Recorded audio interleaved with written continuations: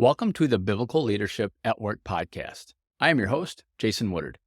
On this month's episode, Peggy Bodie rejoins me to discuss her new book titled Sacred Work, A Christian Woman's Guide to Leadership in the Marketplace. Now, before any of you men tune out, let me tell you that this book and today's episode is full of wisdom regarding leadership for both men and women, so stay tuned. For example, we discuss the importance of addressing conflict within the workplace. I think leaders, we have to take off the blinders and accept that what we see as a conflict, maybe just between two people, is never just between two people. There are always camps forming, one side or the other. And if we're not doing something, employees are talking about the fact that we're not doing something. What's wrong with them? Why don't they address this? Why don't they deal with this? We also talk about change management. There seems to be kind of this fear or this need for control that leaders can have that make them want to hold that information close.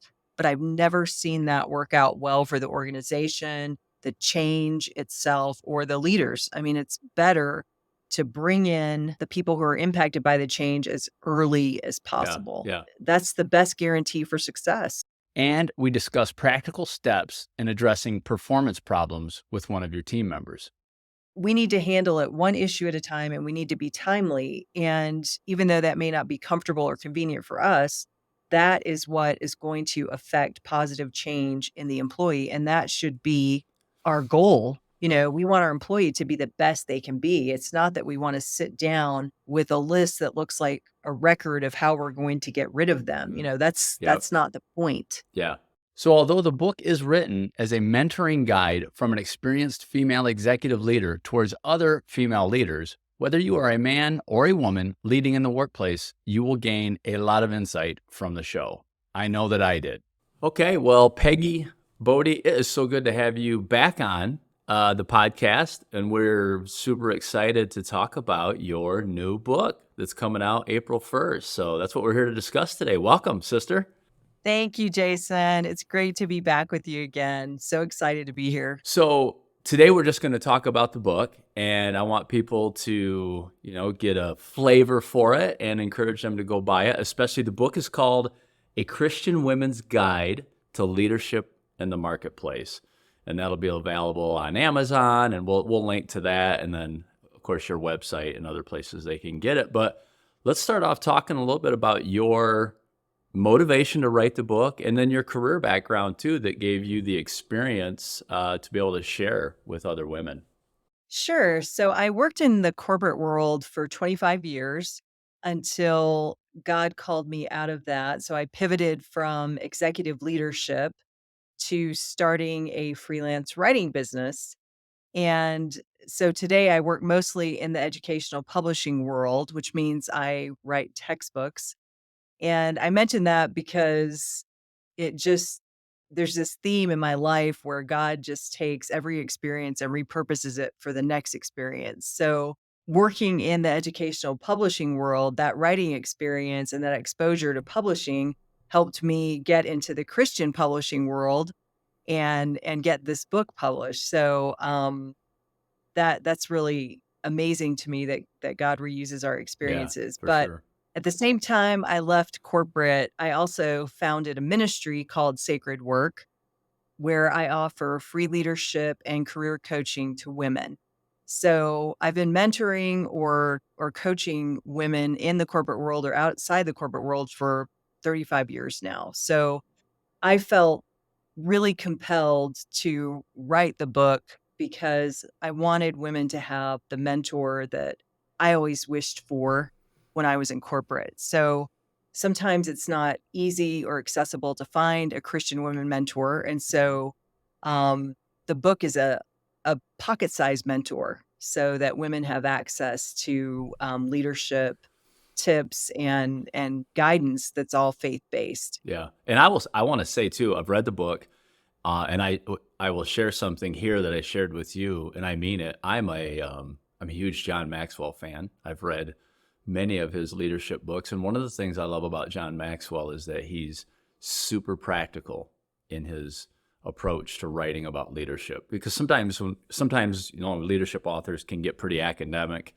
and I suppose that's important in some aspects to study it at that level, but Anyways, John Maxwell, I think, was always very readable, and you could take what you read and go apply it. And when I read your book, it reminded me a lot of his writing style. I think it's super, super practical, and you give really clear tips and directions, and you give a lot of anecdotal stories about why you would guide people in that direction. And then I love the fact that in every chapter you tie it into what Scripture says about that topic, and even have prayers throughout it. So, yeah, just a great resource, I think, for women leaders in the marketplace, or those women who aspire to be in leadership roles. I think it's good, and it's good practical advice for men too, leaders. So I will say that as a guy who read it, it was a lot of good advice. Thanks for that. Yeah, it was a lot of good advice for me to be reminded of. So, yeah, great job on that. I just think it was really, really practical. It was good.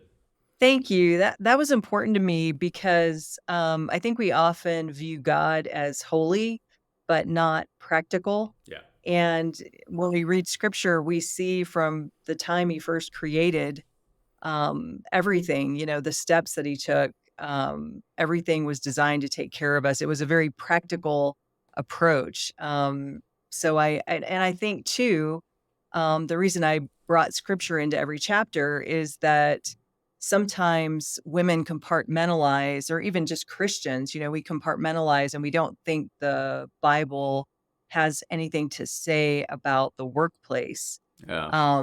And so I wanted to make it clear that, the Bible is still relevant, and there are everything from working in a male dominated industry to handling conflict, all of that the Bible gives us guidance on. So I wanted to just provide that resource for women who want to know, well, what does God have to say about this? I'm praying, but what does his word have to say about it? Yeah. So Yeah. thank you for those kind words and for reading the book.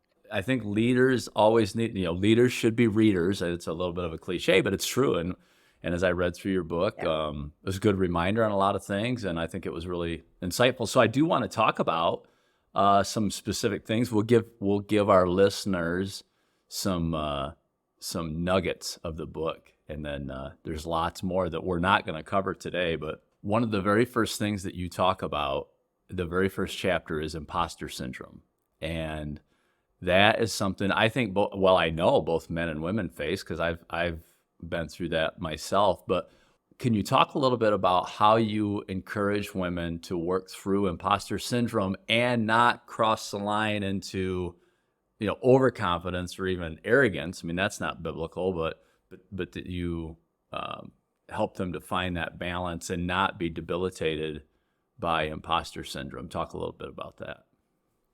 I would love to. That imposter syndrome, I suffer from it. So I wrote from the approach of I get what you're going through.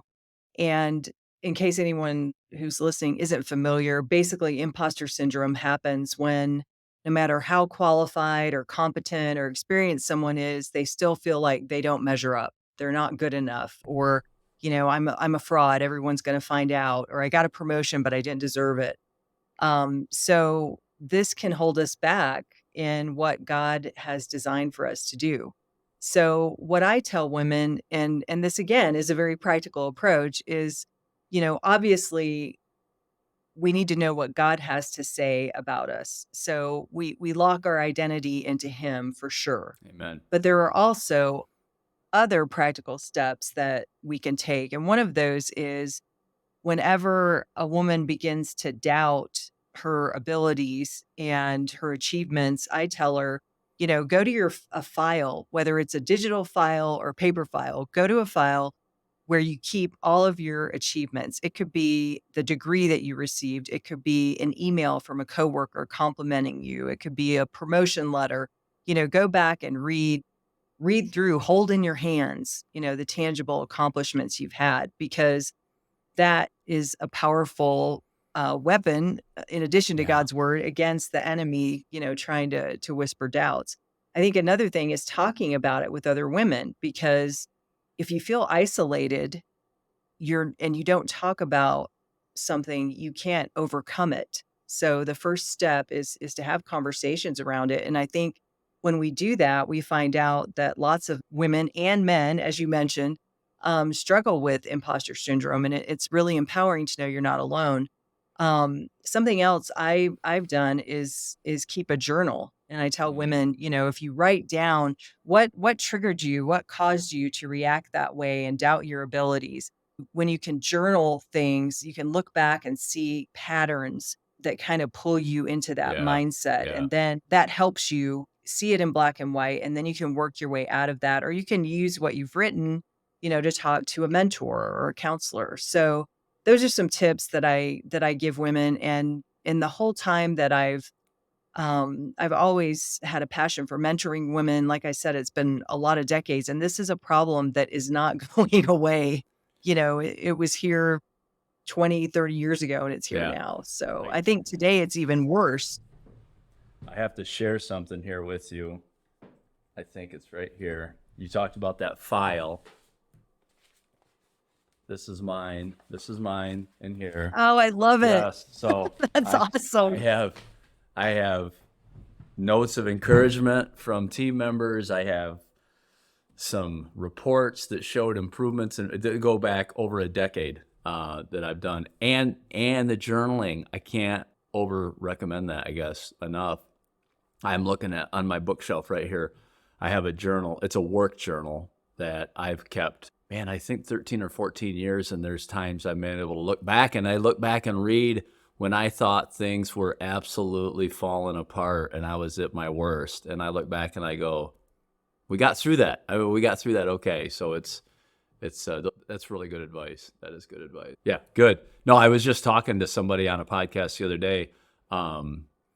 Who's a lawyer and a partner. We just released a podcast on March 1st. So if anybody wants to listen to it, Jeshua, and he talked about imposter syndrome and, when he's been on nonprofit boards. And here's someone you would look at who's, in a pretty high level leadership role at a law firm as a partner. And yeah, he's struggled with imposter syndrome, and it can really be detrimental. And one of the things he said that I really liked was, he's had to get to the point where he just reminds himself that he's where God has put him.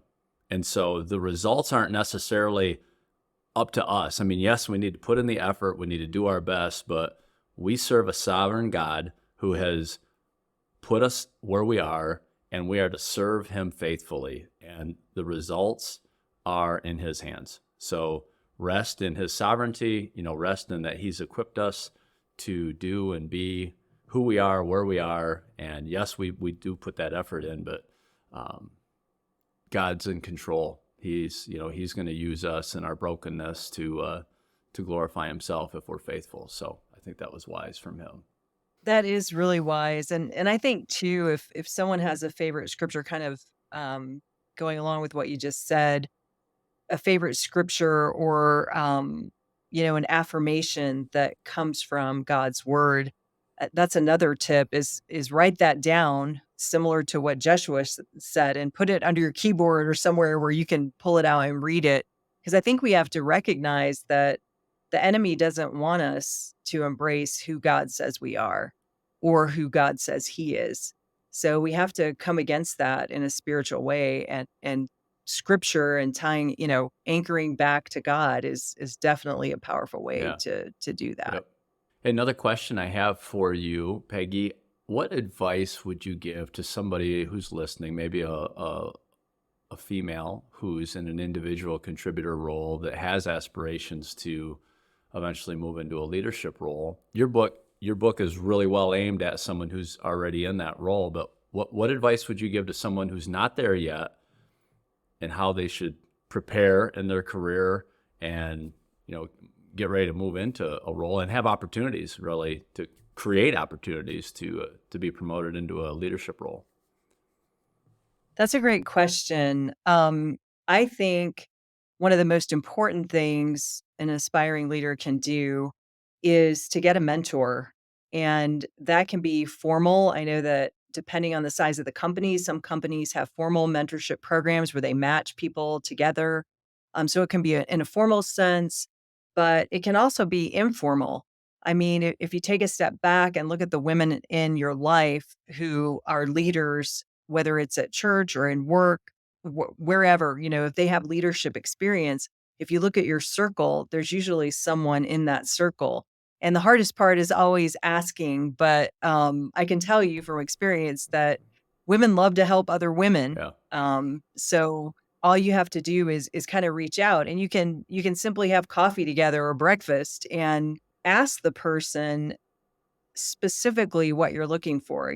Could we have coffee once a month and talk about some of the leadership lessons that you've learned in your career? It can be as simple as that. I think that having a mentor just provides a tremendous resource, a confidant, someone who has experience, someone who can coach and give you tips. So, establishing a mentor, I think, is one of the most important things that a woman can do who aspires to leadership. You also mentioned at the beginning of the podcast, reading, and I think that's important. I read a lot of John Maxwell books Yeah. too, so I think that reading, doing research, and reading about leadership should be a never-ending Yeah. process Yeah. for sure. But then another practical step that aspiring leaders can take is to look for leadership opportunities that are not formalized in a title. So, for example, if there's a committee formed, whether it's a fund committee or a committee to implement a new procedure or whatever it is, ask for that leadership role. Yeah. Be a front runner when there are volunteer opportunities, because that catches the attention of leaders in the organization. So I guess those are the three steps that I would recommend. That's great advice. I was actually I wanted to make sure we talked about mentoring, because you have a whole chapter in the book dedicated to it, which I think the final chapter, and it's so important Yeah. to get a mentor and be a mentor. And so I'm glad that you highlighted that. The other thing I would add to that, as far as raising your hand for leadership roles, not only in the organization, very important, and there are those opportunities sometimes to lead projects, but also even outside of your formal organization to gain that leadership experience at church, serving in different leadership roles, or other parachurch organizations, or even nonprofits. They're always looking for people to come and serve, in board roles or committee roles and things like that. So that made me think about that. That's a great point. Yeah. In chapter 2 of the book, you talk about making difficult decisions, and you cite an article from Harvard Business Review that highlights that women tend to consider balancing the different opinions and interests of others, and they tend to look for creative solutions by considering multiple viewpoints. And I'm kind of paraphrasing here, more than men. They tend towards that more than men. In my experience in leading people, those are critical factors in making decisions and working through conflict, right? Finding compromise, being able to bring a team together that maybe differs on ideas and opinions.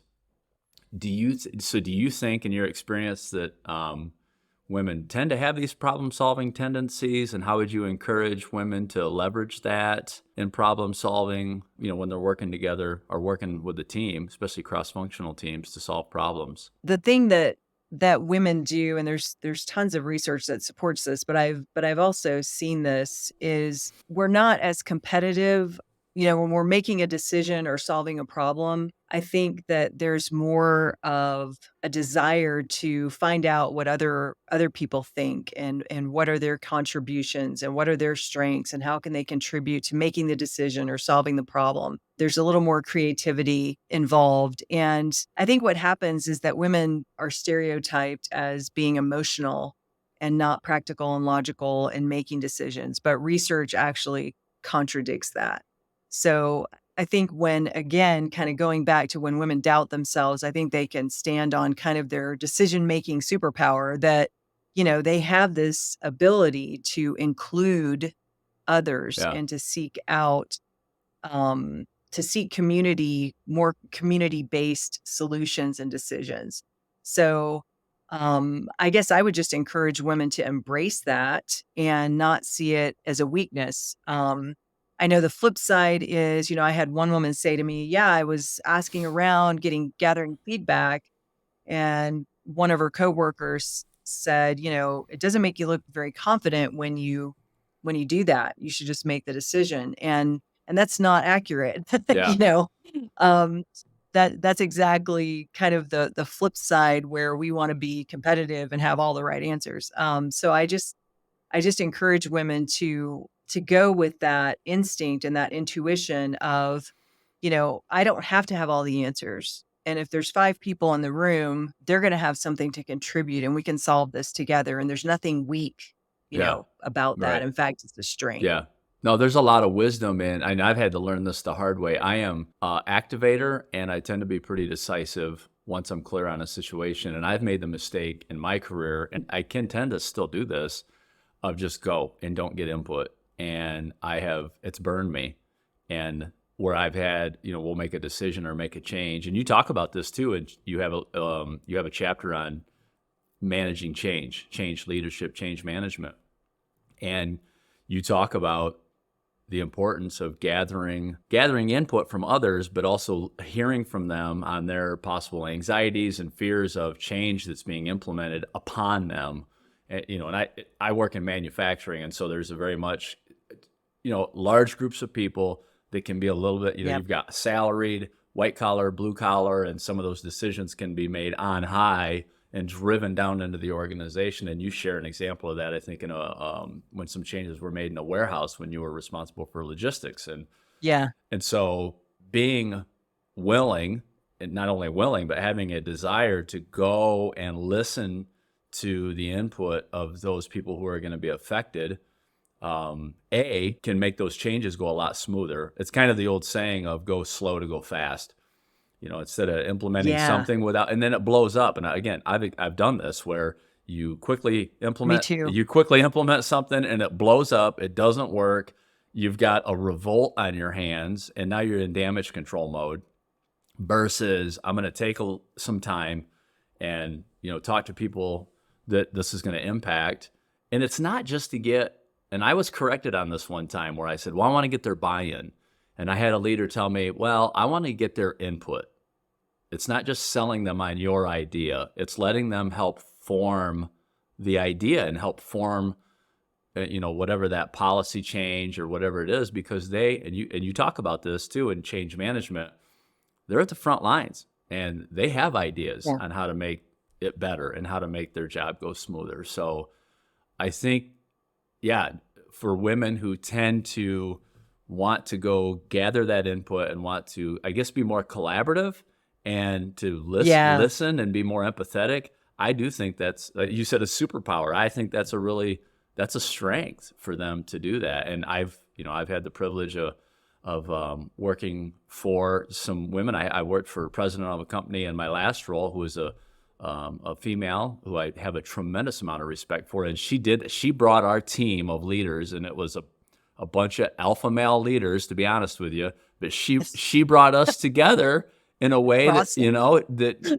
that probably a lot of leaders couldn't, because we were all kind of strong-willed, yeah, alpha male, stereotypical guys. And she Yeah.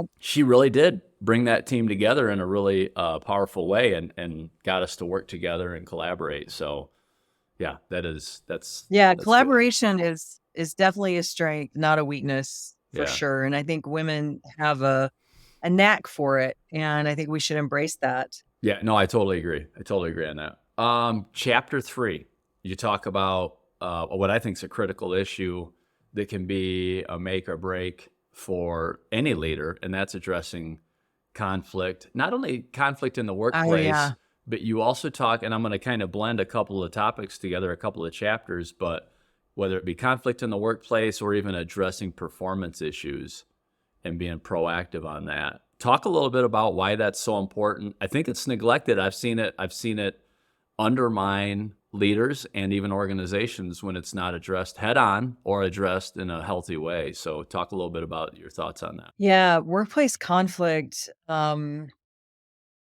obviously is inevitable. There's always going to be, conflict with the people you manage, the managers versus the leaders, the front line, there's always going to be conflict, but I think how we manage it as leaders is what makes a difference. And what I found, my last job, I was, managers reported to me. So I was a leader for people who managed other people. And one of the things that was the biggest challenge for new managers was they didn't want to address conflict because it felt like they were being mean, or because, they dreaded dealing with it, so they just didn't want to deal with it. So this is definitely an area, I think, for new leaders, new managers, or just people who are in leadership roles who are people pleasers.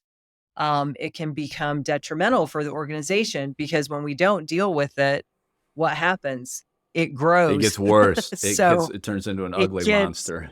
it turns into an ugly monster, and then something that could have been handled in one conversation turns into, a performance issue or a problem in the company that is affecting everyone.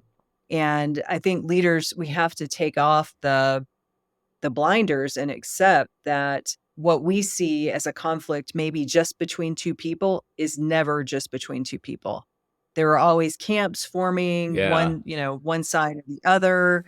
There's in it, and if we're not doing something, employees are talking about the fact that we're not doing something. What's wrong with them? Why don't they address this? Why don't they deal with this?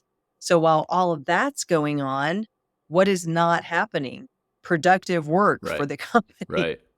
So I think there's a lot of downsides, but what I try to do is help coach people and help them realize that, think about what it looks like on the other side of conflict.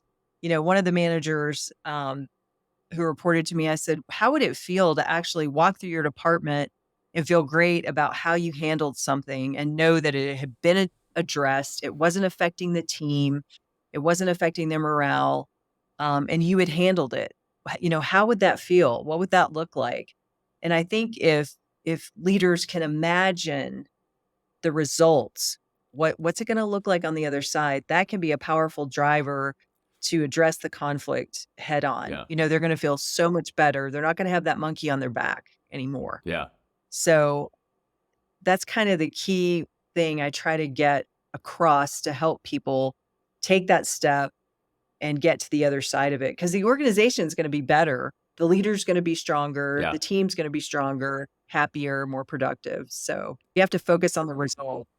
No, it's absolutely true. And when you do address it, and you address it early, that's something you talk about, address it early, is your confidence as a leader increases, because you know you should be addressing this, and when you don't, and I'm talking through experience, when you don't, your conscience is telling you you're not dealing with this. You're not. Are you the leader you should be? That's the whole. You So just true. it just erodes your confidence. I'll share a quick story of one of the guests I had on my podcast, who I've known for decades. This is somebody who I look up to. He's later in his career, so I think he's, I don't know, I'm going to guess 60 or close to 60. Been leading people a long time. And I asked him, what is something that you struggled with earlier in your career, and do you still struggle with it? And he said, he was very transparent, and he said, dealing with performance issues. I hate having those conversations.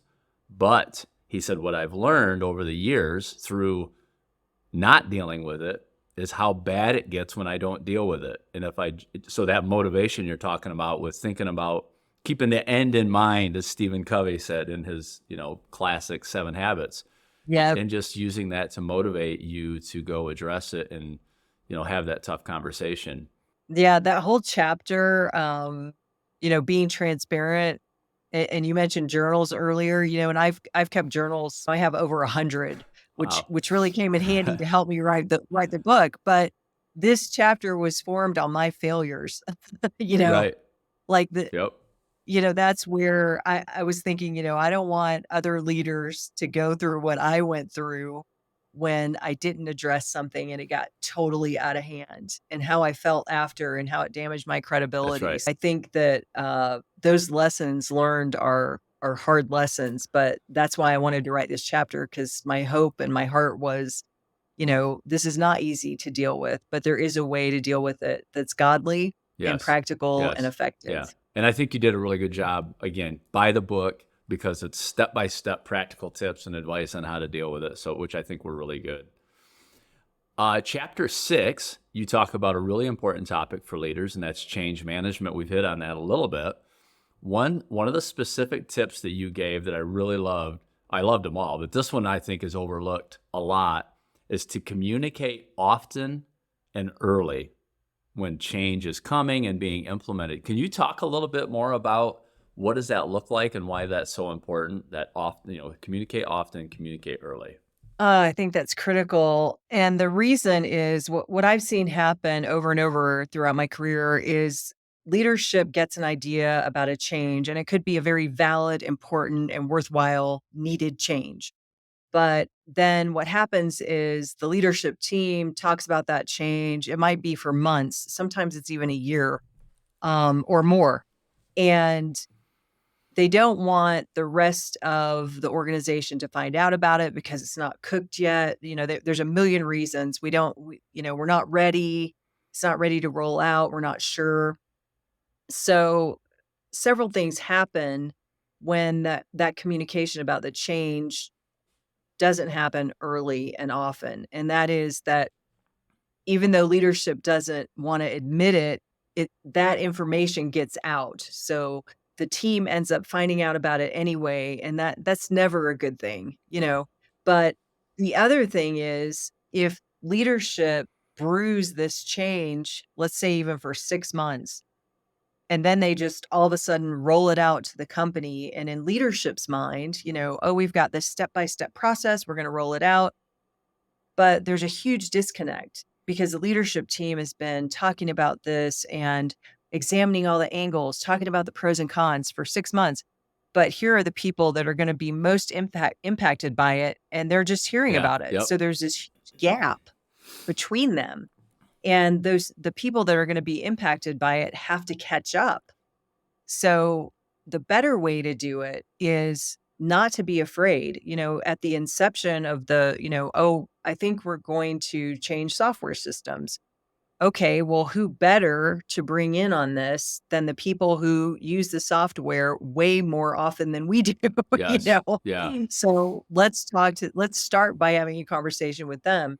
So there's a lot of different reasons, but there seems to be kind of this fear or this need for control that leaders can have that make them want to hold that information close.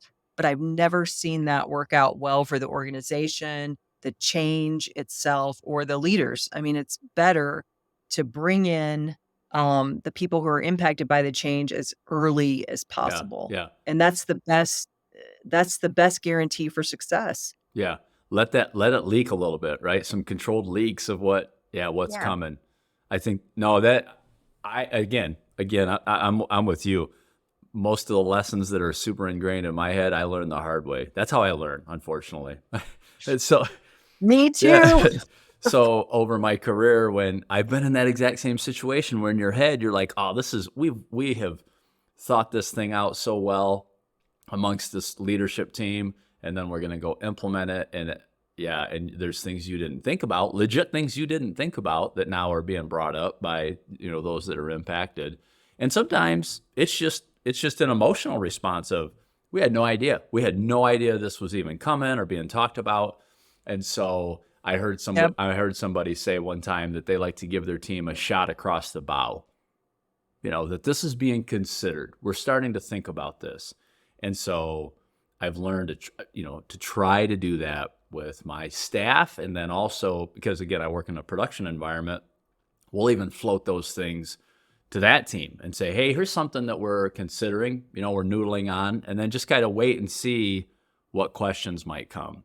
And, be ready to answer those questions. We're getting ready to implement a new ERP system. So you talk about software, and Mm, it's important for the yeah. organization. It's we're going to do it, but we're early in the process, but we're now starting to pull our staff in, the people that are going to live with it, and they're asking some good questions that we hadn't thought of yet. Unfortunately, it's Yeah. early enough where we can say, oh, good question. Let's find out now about that, and let's make sure that you have input and you're involved in this. So anyways, I just thought because I've learned that hard lesson, that's super important. I wanted to highlight that. I think that was a critical factor that you highlighted. That was one of several that you walked through in change management in that chapter. So yeah, again, lots of good advice there. You talk about, I'm just reading through my notes here. In chapter 7, you talk about leading in male-dominated industries. So Yeah. I've spent 30 years in manufacturing. I'm a journeyman by trade. I came up through the trades. I literally can remember, this is going to date me, and I hope this, I don't know if people will think like what this makes people think about me, but it's just reality. Peggy, I can remember working in a factory. I don't know, there's 100 plus people and one female in the plant and one female in the office. No, maybe two females in the office. I mean, that it was that dominated. Now it's not like that anymore, but so for sure, dominated male industry. I've when I was in the trades, I have had one coworker who was a skilled tradesperson. She was an electrician, but all the years I've ever worked around electricians, pipe fitters, millwrights, all riggers, very very male dominated. But so you have a whole chapter on advice for women who are leading in those industries. So a question I have for you is, what advice would you give to men like myself who work in these male dominated industries regarding how we should think about, help, encourage ladies who are also leaders or who aspire to be leaders in male dominated industries? You give a whole list of what they are: engineering, manufacturing, agriculture. You're talking probably to a lot of, I think, believers, believing men and women here on the show, on the podcast. So how should we think about that? How should we approach that, you think, as men? I love that question. Thanks for asking it. I think that one of the first things that men can do is be open to the idea that women do face really specific and unique challenges in a male dominated industry. So I think being open to that, because I've heard, and I don't think it's the intent is ill, but I've heard, men say, "Well, I've never seen that," or I don't think that's a problem," or "I think that might be how they feel, but it's not a real problem." So I think maybe not doing that, not closing the door on the possibility that, hey, this this woman is qualified, she has a right to work here. What are the challenges that she's going to face because she's a woman? Asking that question and being open to the fact that there are going to be unique challenges. Being aware of stereotypes. I've seen this play out because I've worked obviously in a male dominated industry almost my entire career. So I've experienced this where um, there's a meeting going on and there's different perspectives being discussed, and it's good conflict. You're kind of working through different viewpoints, and a woman who's in the conversation raises her voice a little bit, and they're like, "Don't get so aggressive. What's the deal?" But if a guy does it, oh, he's assertive, he's backing his point. So be aware of stereotypes, and don't let those stereotypes interfere with the workplace and with, like if one of the examples I gave is I had one boss who, even though I was second positionally to him, I was the only, I had the most authority in the room besides my boss. He would always tell me in front of everyone else, to take notes. And Yeah.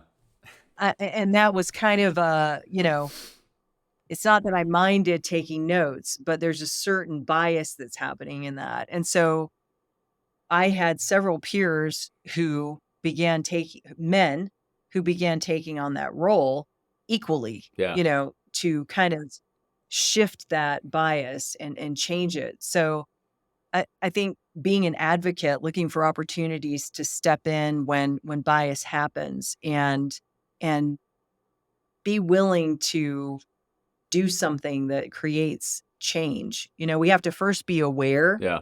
and then we have to be willing to step out of our comfort zone and help make changes that affect people, even if those people are not by majority us, because otherwise if we're not going to do it, who's going to do it? Right. So Right. I think advocacy is critical, awareness and advocacy. Yeah.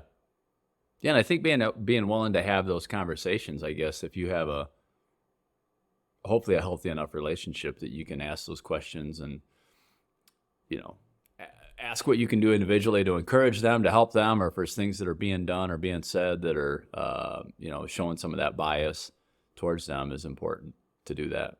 That's so true, and even though it's not easy to do, because I experienced this myself, but when someone makes a remark, like I had a woman who was out because she was out on maternity leave, and she wanted to work from home a little bit before working from home was completely the norm, Yeah. Yeah. and one of the guys commented, "Well, you can see that she's not gonna be dedicated, things are gonna fall through the cracks, blah, blah, blah." And even though it wasn't easy for me to do, I asked him to go to lunch and I kind of dug into that and, not aggressively, but, I said, what's making you think that? Or what are your thoughts about that? And we had a conversation and it really changed everything, especially when I said, well, I'm a single mom. So, would you say that I'm less dedicated to my job because I'm a mom? Yeah. And he was like, "No." And so it kinda shifted his perspective, but it also helped me understand kinda where he was coming from. So, I feel like one relationship at a time, you can change those biases or those stereotypes, you know? Yep. You have to be willing to invest, though, and be willing to be uncomfortable at the start of the conversation, knowing that it's gonna end up okay Yeah. and better. I I worked with a lady one time who was a we worked in continuous improvement, and so she was kind of a regional CI leader. I was at plant level, and she was I tremendous amount of respect for her. Super smart, very technical, and so she was in I think doing some training like with me, helping me at my plant. Definitely in a I had a lot of respect for her, and she was in a higher level role. And I'll never forget this. I would often refer to a group of ladies as girls. Oh, the girls this or the girls that, not thinking anything of it. And she corrected me one day, very politely, very professionally, and just said that is disrespectful to, I think, to call women. These are grown women, girls. And I'm like, I never meant anything by it, and I never. But to this day, and that was 20 years ago. I will not do that. And so having that conversation again, a tremendous Yeah. amount of respect for that lady. I saw her not only as a peer, but even somebody I looked up to in my field, and so I was I'm glad that she felt comfortable being able to correct me on that. A small thing, but just I guess it ties into what you were saying to have that Totally, yeah. And your conversation. re and relationships, Yeah. the relationship that you had with her enabled that to be a positive thing, Yes. Yes. her so I think relationship is key and being willing to invest in that so you can have those Right. conversations. Yeah. Chapter 14, you talk about performance issues. So again, super critical for leaders to address, and sometimes they just are ignored. You gave a lot of good advice, a lot of very practical tips in that. There's a couple of them that I want to have you talk about, and specifically, I mentioned this briefly earlier, but two things you said that when we see a performance issue, we should address it quickly, and the other thing you said was to stick to one issue. I think those are two really important things I'd like you to elaborate on why those are important, because sometimes people can let it go too long. We've talked a little bit about that, but then also once they address it, it's a litany of issues that they just overwhelm somebody with. So can you talk a little bit more about why we should not do that? Yeah, again, an area where I learned the hard way, over time, but I think that addressing the problem it's kinda like what we talked about with conflict. As soon as a problem happens, we need to address it, and the reason that timeliness is so important is that it needs to be relevant to the employee. So if something happens today, if I'm in a meeting with one of my employees and she's unprofessional or she comes unprepared, I need to address that right away. It needs to be important enough that I prioritize it and I handle it that day. So I have a specific example for her, and I can tell her what it looks like to change that, and we can come to an agreement about that. Because what happens is if leaders, performance, like your podcast guest said, is not the most favorite thing for leaders to deal with.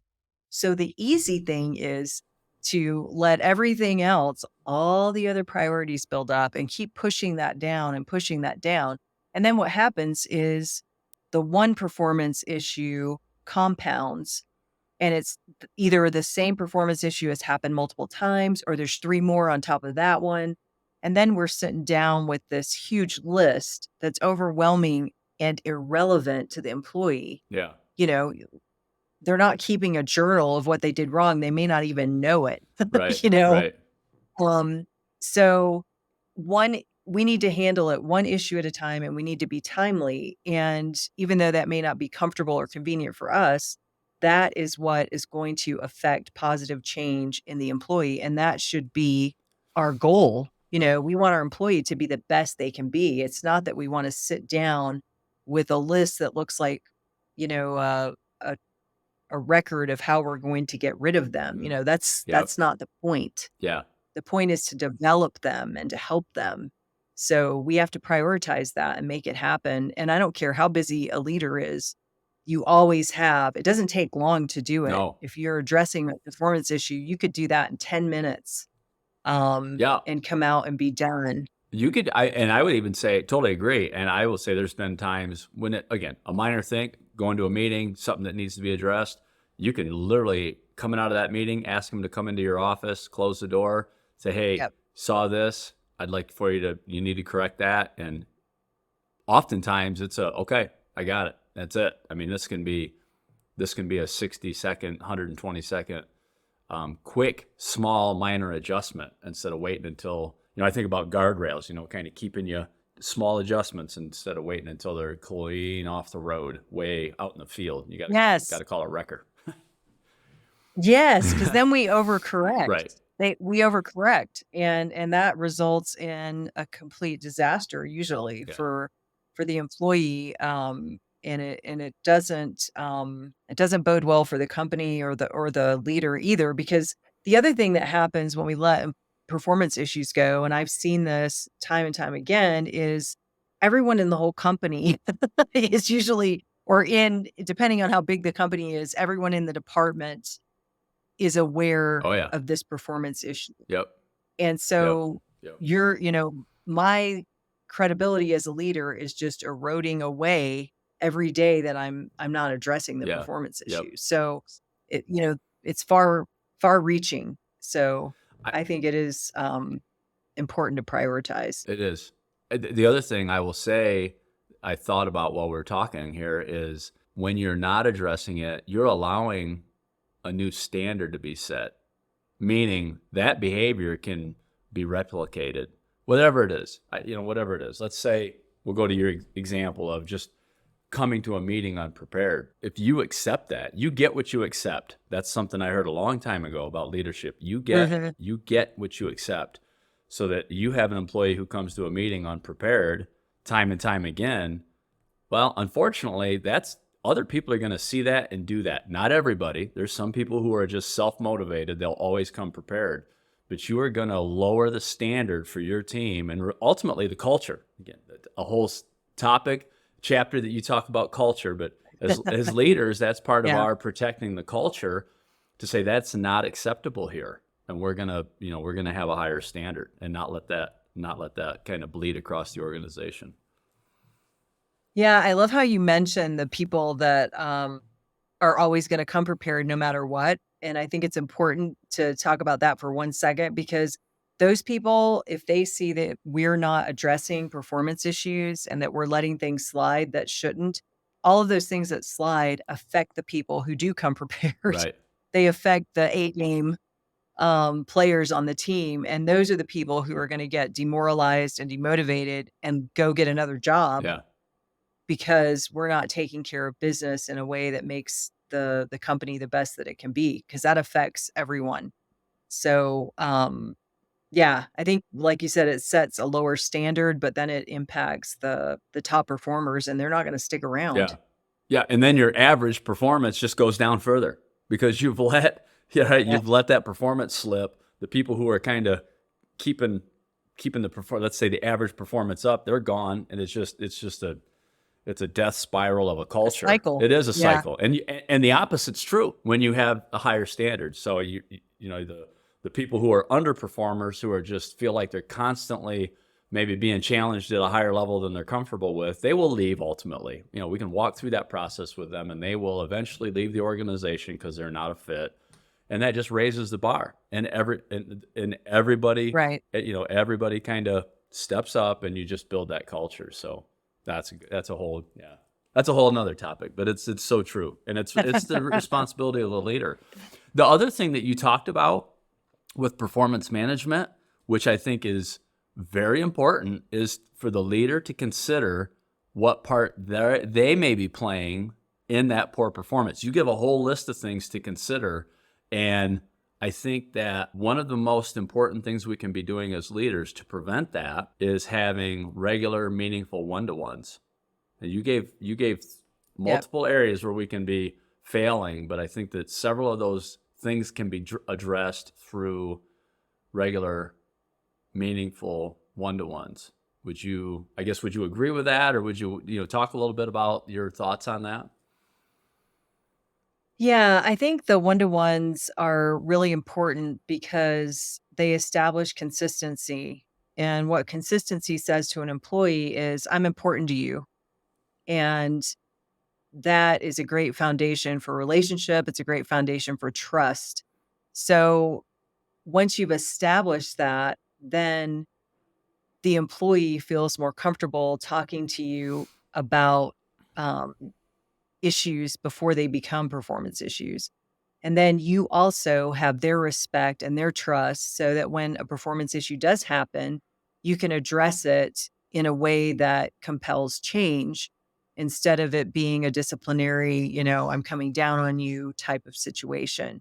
So, um, this all came about because I know that when leaders get really busy, one to ones can be something that is quickly canceled, and I found that employees are very understanding. If there's a crisis going on in the company or you have a personal crisis, they get it if you have to cancel or reschedule. But when it becomes a pattern Right. and that consistency is broken, then that sends a reverse message to the employee, which is, I'm really not that important to you. I'm really not a high priority. And then trust starts to break down. Yep. So all of that impairs the ability to have transparent and open and genuine conversations between the leader, and the employee. So I think the one to ones are a lot more important than I think leaders sometimes give them credit for. Yes. Um, Yes. yeah, I don't know how many times I've had a conversation with a leader that hasn't started doing them yet, and I'm trying to get them to do them regularly, and they're like, "Well, I mean, I talk to my team, we talk," and I'm like, "It's not the same. It is absolutely not the not the same. same." And I think that anyone who does them and really at least gives it whatever, say 6 months, that you're doing weekly one-to-ones. I do mine weekly, half hour, and let's say you do it on some regular basis, that once you do it, you will see the value, and you will, I think, not stop. I think a good leader will just not stop because they just see there's so much value in doing those. So can't overemphasize that. And since your book is really focused on women leadership in the workplace, I will say, in my experience, when I've had two female leaders. I'm trying to think through. I think two female leaders I've worked for, and then I've had other ladies that I've worked with, colleagues that were peers of mine. And I will say that in my experience, I found it easier to be more open and vulnerable in those relationships, I think, in general, than I have with some of the guys I've worked for. Not all of them. I've had some men who I felt very, very much I could be just completely open. There was a genuine, real relationship there. And so I would say for ladies who are in leadership, I think that is something that maybe God has wired you to be able to build that genuine, trusting relationship more, maybe a little more naturally than guys. Again, stereotypically, not 100% all the time, but Right. that's where that's a superpower when you have that relationship with your team and can have that, those one-to-ones and build that relationship and have those conversations is where the magic starts to happen at the team level. So yeah. And when I look back, yeah, the ladies that I've worked for, great relationships still to this day, would do anything for them. And I always felt like going into those meetings, I could be completely transparent and they were listening and they genuinely cared about me as a person and my career. So Yeah. And what you just said, I think that is a great summary of the heart of leadership, you know, that relationship where yeah, we're really caring um, about every employee and that does nothing but strengthen the organization all the way across the board. yeah. Oh, absolutely. Well, the last chapter, we already mentioned this is on mentoring. I was going to talk about mentoring, but we've already talked about it. It's just so important. And we haven't even touched on all how many chapters are in the book? We didn't even touch on all of them. 16. 16 chapters. 16, yeah. Yeah. So, yeah, it's such a practical book. I'm going to get copies and I'm going to give them, I can think at least half a dozen ladies that I'm going to give them to. So I can't wait to get some in my Thanks, hands. Yeah, Jason. no, I mean that. I mean, it is really good. So I'm glad I was able to be a part of getting the word out. Is there anything else before we wrap up that you would like to talk about in regard to the book that we haven't hit on yet? The only thing I wanted to mention is that I know that women who work in especially women leaders, don't have a lot of time. They're time starved, trying to take care of their families or other commitments. So the book is designed so that every chapter is standalone. So if a woman's dealing with conflict in the workplace, she can flip to that chapter. If she wants to seek a mentor or be a mentor, she can flip to that chapter. So it's designed to be used, whatever problem a woman is facing, she should be able to flip to that chapter and hopefully get the help Yeah. and the biblical support that she's looking for. So my heart is that it can be that pocket-sized mentor for women who may not have the time to go out and find a mentor themselves. Yeah, and I would say, as someone who's read it, it's absolutely the design is there. It is a quick. You can flip right to that chapter and read through it. There's practical steps. I mean, I love the bullet. I kind of write in bullet points, and you do that too. Boom, boom, boom. Here's some things that you can do and consider. Yeah. Here's biblical support for it. So yeah, it's like it's like a pocket mentor. Although neither you or I would say don't go get a mentor. This should be in conjunction with a mentor. So go get a mentor as well. Right. Well, That's true. Great point. Yes. okay, sister. I'm going to make sure we will link to where people can find the book, and we will link to your website where people can reach out to you. As you said, you work with and coach women in the marketplace, so we'll make sure it's easy to get a hold of you both on the podcast and on the YouTube channel. So thank you for being on. I hope this is a help to other people. I love talking to you. This is the second time we've got a chance to talk. I like talking leadership with you both times. Same.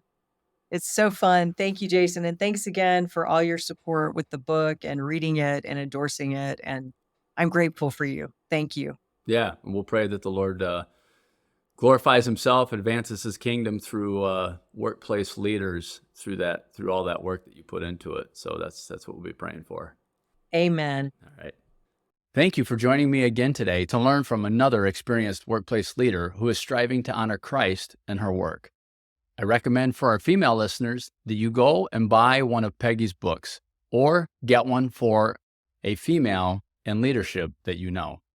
I look forward to having you back again next month. I pray that your work glorifies Christ while making a positive impact to those you lead.